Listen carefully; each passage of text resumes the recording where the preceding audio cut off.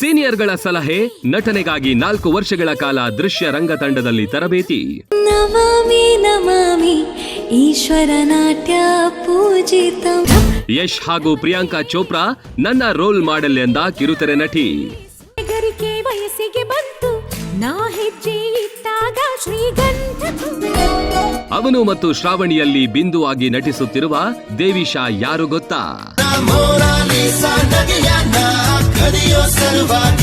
Star ಸುವರ್ಣ ವಾಹಿನಿಯಲ್ಲಿ ಪ್ರಸಾರವಾಗುತ್ತಿರುವ ಜನಪ್ರಿಯ ಧಾರಾವಾಹಿಗಳ ಪೈಕಿ ಅವನು ಮತ್ತು ಶ್ರಾವಣಿ ಧಾರಾವಾಹಿಯೂ ಒಂದು.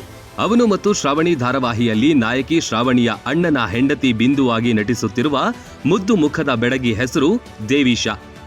ಬಿಂದು ಪಾತ್ರದ ಮೂಲಕ ಕಿರುತೆರೆ ವೀಕ್ಷಕರ ಮನ ಸೆಳೆಯುತ್ತಿರುವ ದೇವಿಶಾ ಇದೇ ಮೊದಲ ಬಾರಿಗೆ ಕಿರುತೆರೆಗೆ ಕಾಲಿಟ್ಟ ಚೆಲುವೆ.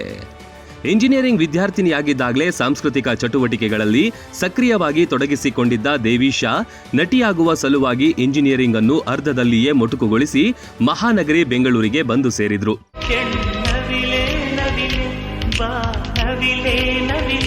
ಸದ್ಯ ಮೈಕ್ರೋಬಯಾಲಜಿಯಲ್ಲಿ BSc ಪದವಿಯನ್ನ ಪಡೆಯುತ್ತಿರುವ ದೇವಿಶಾ ಥಿಯೇಟರ್ ಸೇರಿದ್ರು. ತಮ್ಮ ಸೀನಿಯರ್ ನೀಡಿದ ಸಲಹೆಯ ಮೇರೆಗೆ ಬಸವನಗುಡಿಯ ದೃಶ್ಯ ರಂಗ ತಂಡ ಸೇರಿದ ದೇವಿಶಾ 4 ವರ್ಷಗಳ ಕಾಲ ಆ ತಂಡದಲ್ಲಿದ್ದು ನಟನೆಯ ಆಗು ಹೋಗುಗಳನ್ನ ಹಂತ ಹಂತವಾಗಿ ತಿಳಿದುಕೊಂಡ್ರು. ರಂಗತಂಡ ಸೇರಿ ಓರ್ವ ಪರಿಪೂರ್ಣ ನಟಿಯಾಗಿ ರೂಪುಗೊಂಡ ದೇವಿಶಾ ಮುಂದೆ ಬಯಸಿದ್ದು ಸಿನಿಮಾ ನಟಿಯಾಗಬೇಕೆಂದು. ಆದರೆ ಅವನು ಮತ್ತು ಶ್ರಾವಣಿ ಧಾರಾವಾಹಿಯ ಆಡಿಷನ್ಗೆ ಹೋದ ದೇವಿಶಾ ಬಿಂದು ಪಾತ್ರಕ್ಕೆ ಆಯ್ಕೆಯಾಗಿ ಕಿರುತೆರೆಗೆ ಕಾಲಿಟ್ರು.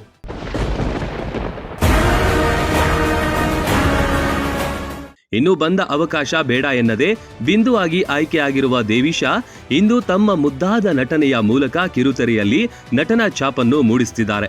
ಅದು ಅಲ್ಲದೆ ಬಿಂದು ಪಾತ್ರದಿಂದ ನಾನು ಸಾಕಷ್ಟು ವಿಚಾರಗಳನ್ನ ಕಲಿತುಕೊಂಡಿದ್ದೇನೆ ಎಂದು ಖುಷಿಯಿಂದ ಹೇಳ್ತಾರೆ.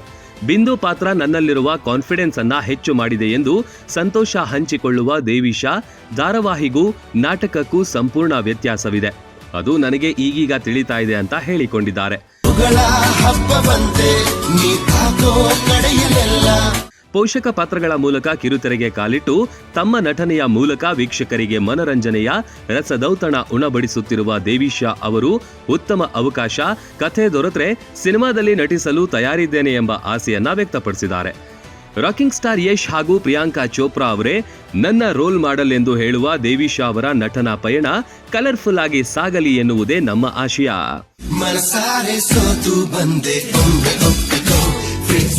ಅನಿತಾ ಬನಾರಿ, ಎಂಟರ್ಟೈನ್ಮೆಂಟ್ ಬ್ಯೂರೋ, ಜನಶಕ್ತಿ ನ್ಯೂಸ್.